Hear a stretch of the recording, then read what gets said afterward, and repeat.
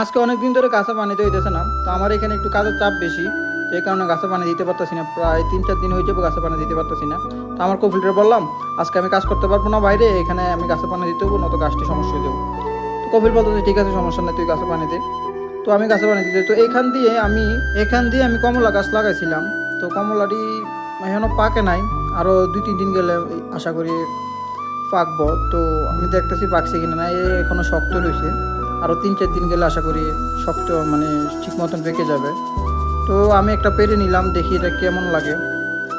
আশা করি কমলাটা অনেক ভালো হবে। কি বাঙালি ভাই আমাকে একটা দিয়েছিল এই কমলা গাছটা, না এটা গ্যারান আছে, আশা করি এটা ভালো হবে। গাছের অবস্থা পুরো 12টা বেজে রয়েছে। তো আমার এখানে কাজ চলতেছে, তো বালু বাতাস বেশি, বাতাসের কারণে বালু ওইদিকে এসে পড়ে। তো গাছের পাতাগুলো বালুতে অনেক ভরে রয়েছে। তো আমিও কি করলাম, গাছে মানে ওয়াশ করতেছি গাছটিকে ভালো করে। ওয়াশ না করলে পরে সমস্যা হয়ে যাবে, মারাও যেতে পারে। তো আমি ভালো করে এটা ওয়াশ করতেছি।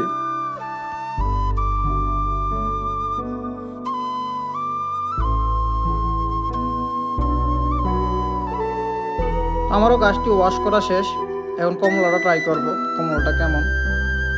আশা করি ভালো হবো, গ্যারান কিন্তু অনেক বেশি। না ঠিক আছে, অনেক স্বাদ আছে কিন্তু একটু টক আর কি।